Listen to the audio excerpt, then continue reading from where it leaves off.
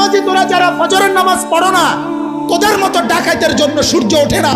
সূর্য ওঠে আমার ওই মাসুম বাচ্চাদের জন্য। যেদিন তাহাজ্জুদ বন্ধ হবে, যেদিন জিকির বন্ধ হবে, যেদিন কোরআন তেলাওয়াত বন্ধ হবে, যেদিন মাদ্রাসার এই দরস বন্ধ হবে, যেদিন এই 8-10 বছরের মাসুম বাচ্চাদের রাতের 4টা বাজের কোরআন তিলাওয়াতের হেফজোখানার আওয়াজ বন্ধ হয়ে যাবে, আল্লাহর কসম সেদিন আর সূর্য উঠবে না, চাঁদ উঠবে না।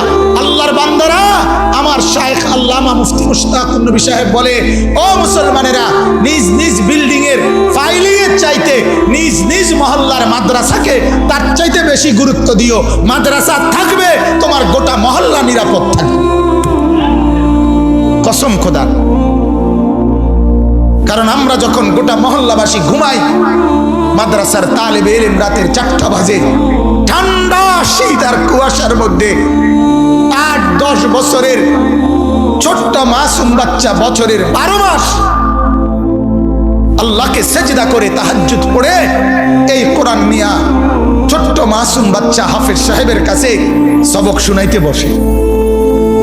আর অথচ 40 বছরের 50 বছরের 30 বছরের জোয়ান মানুষ বছরের পর বছর ফজরের নামাজ না পড়ে সারা রাত সকাল 8টা পর্যন্ত ঘুমায়। আছে না এমন নাফরমান? কথা বলেন না কেন? তাহলে ওই নাফরমানদের কারণে সূর্য ওঠে।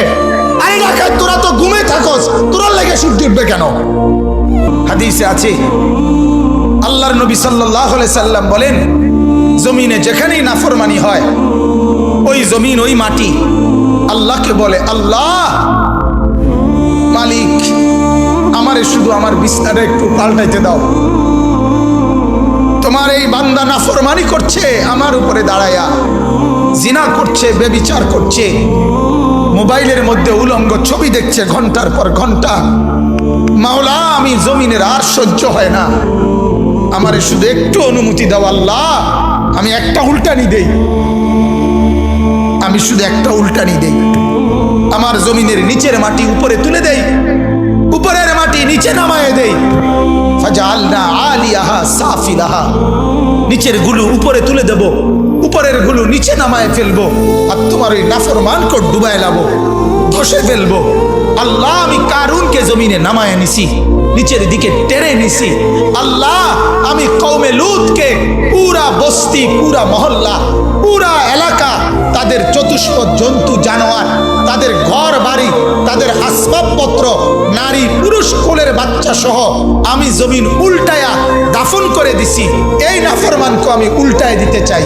বিশ্বাস করেন, প্রত্যেকটা গুনার পরে জমিন এভাবে আল্লাহর কাছে ফরিয়াদ করে, কিন্তু আল্লাহ তখন বলে, না জমিন, তুমি বানাও নাই, আমি বানাইছি, আমি বানাইছি। চোখ আমি লাগাইছি, নাক আমি লাগাইছি, কান আমি লাগাইছি। এরে বান্দা, আল্লাহ বলে, জমিন আমি 1 দিন 2 দিনে না, 9 মাস লাগাইয়া তারে তার মায়ের পেটে আমি মাওলা সাজাইছি। এত কষ্টের সাজানো পরে আমি ধ্বংস করি কেমনে? আরে আমি কেমনে রে ধ্বংস করে দেই? এই চোখ তো আমার লাগানো, এই নাক তো আমার লাগানো। আমার বাপ জানেন আপনারা এটা? রব্বুল আলামিন বলে, আমি জমিনের সব কিছু আমার হুকুম দিয়ে বানাই। কুন কুন হও ফায়াকুন, হয়ে যায়। আল্লাহ বলে, বান্দা আমি সব হুকুম দিয়ে বানাই, তোরে আমি হুকুম দিয়ে বানাইছি না, আমার নিজের হাতে বানাইছি, হাতে হাতে। খালাকতুহু বিয়াদিয়া, আমার হাতে, কুদরতি হাতে। কেউ রে বলি নাই। তোর মা জানে না কখন নাক লাগাইছি, তোর বাবা জানে না কখন নাক লাগাইছি, হাত লাগাইছি, কেউ জানে না। তোর মা জানে পেটে বাচ্চা, তোর বাবা জানে স্ত্রী গর্ভবতী, দাদা দাদি নানা নানি জানে সন্তান হবে, এর দূরে জানে।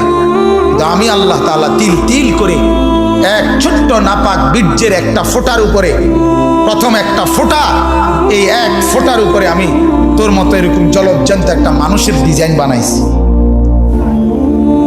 সুবহানাল্লাহ। এজন্য আল্লাহ বলে, জমিন ওরে আমি বানিয়েছি, ওকে আমি সাজিয়েছি। ওয়ালাকাদ খালাকনাকুম সুম্মা সাওয়ারনাকুম। আল্লাহ বলে, বান্দা তোমাকে আমি বানিয়েছি, সুম্মা সাওয়ারনাকুম, তোমাকে আমি সাজাইছি।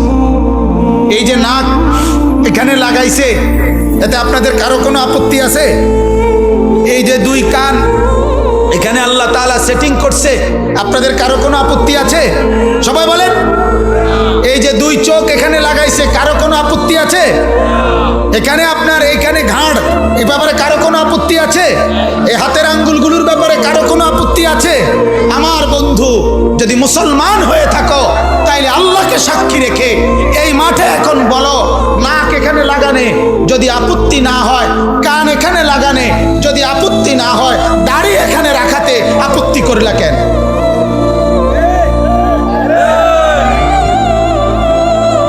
বলো না ফরমান।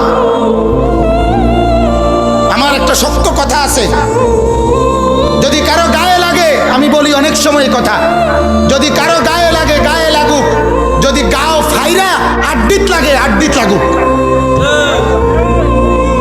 তোমার কলজার ভিতরে লাগুক,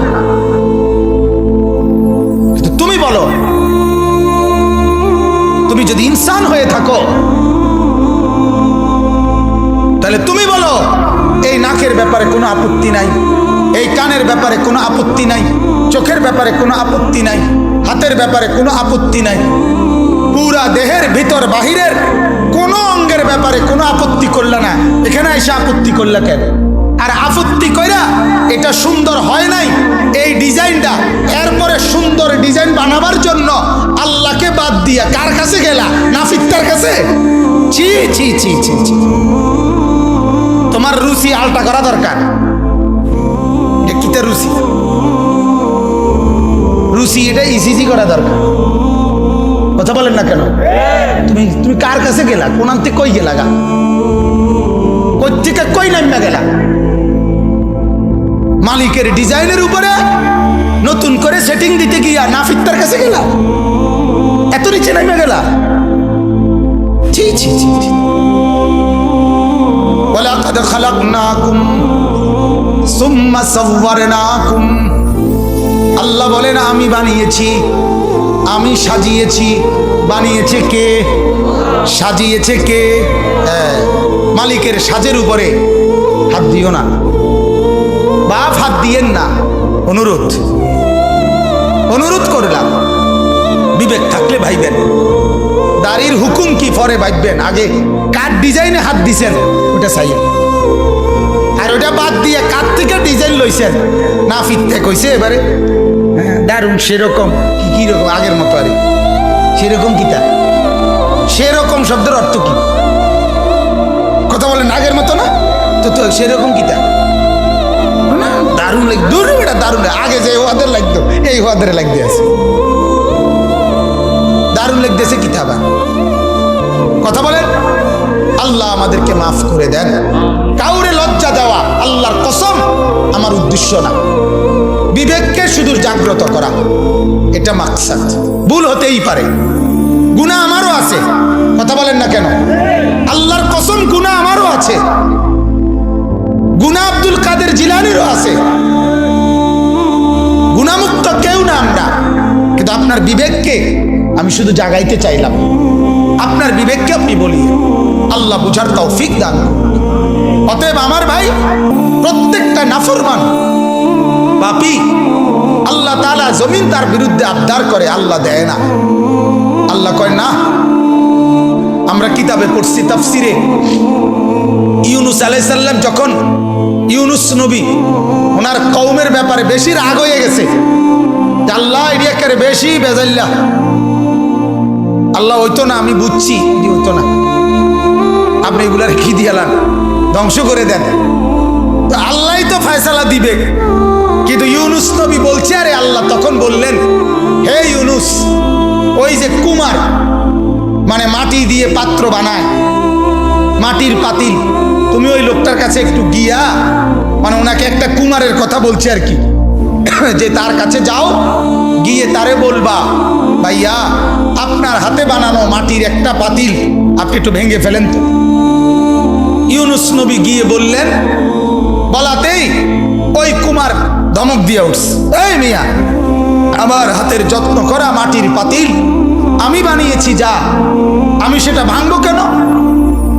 আমার বানানো। ইউনুস নবী আল্লাহকে বলেন, আল্লাহ ভাঙতে তো চায় না। বলছে কি বলে?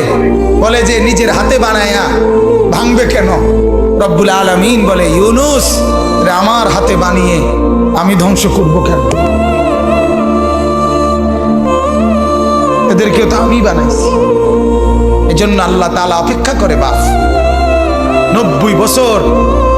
মালিক বলে অসুবিধা নাই, 90 বছরের নাফরমান বান্দা রাত গভীরে একদিন তওবা করে চোখের পানি ফেলে দাও। কেউ রে বলিও না, আমারে বলো 90 বছরের গুনাহ একসাথে মাফ করে দাও। 70 বছরের গুনাহ একসাথে মাফ করে দাও, একসাথে। ওয়া আনিস্তাগফিরু রাব্বাকুম, আমার কাছে ইস্তিগফার করো। সুম্মা তুবু ইলাইহি, আমার কাছে ফিরে আসো। ইউমাত্তিউকুম মাতাআন হাসানা, যত উত্তম নিয়ামত আছে সব তোমারে দিয়ে দেব।